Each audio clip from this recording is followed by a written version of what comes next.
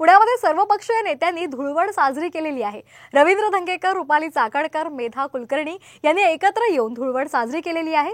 राजकारण बाजूला ठेवूया आणि आजचा दिवस होळीच्या रंगामध्ये न्हाऊन जाऊया असं मत या तीन बड्या नेत्यांनी व्यक्त केलं। आपण ही दृश्य पाहतोय, पुण्यामध्ये सर्वपक्षीय धुळवड साजरी करण्यात आलेली आहे।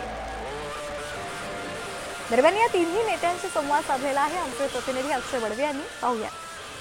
आज पुण्यासह राज्यात धुळवड साजरी केली जाते। इतर दिवशी एकमेकांवर राजकारणातून एकमेकांवर चौफेर टीका करणारे जे नेते आहेत ते मात्र आज एकाच मंचावर आपल्याला पाहायला मिळत आहेत। खासदार मेधा कुलकर्णी असतील, रुपाली चाकणकर असतील, कसब्याचे आमदार रवींद्र धंगेकर असतील। खरा हा धुलीवंदनचा सण गेल्या अनेक वर्षापासून साजरा होतो आणि पुण्याचं वैशिष्ट्य आहे की राजकारणाच्या वेळेस राजकारण, इतर वेळेस पुण्याने त्याची संस्कृती जोपासलेली आहे। त्याच्यामुळे आजच्या या उत्सवाच्या निमित्तानं वेगवेगळ्या पक्षाचे, वेगवेगळ्या विचाराची लोक येते।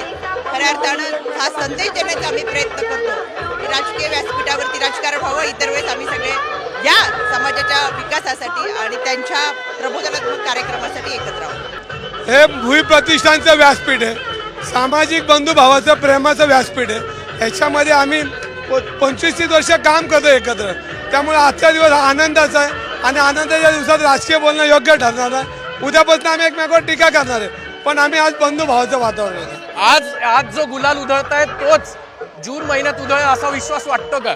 नाही, 30 वर्ष गुलाल उधळतोय मी आणि हे सगळे माझ्याबरोबर आहेत। आपण बघू शकतो की राजकारण बाजूला ठेवत संस्कृती जपत आज हे तिघी नेते जे आहेत ते एकाच मंचावर आलेले आहेत।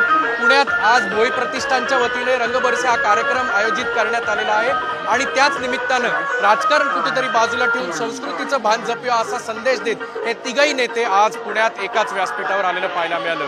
कॅमेरामन किरण काझेचा अक्षय बडवे, साम टीव्ही।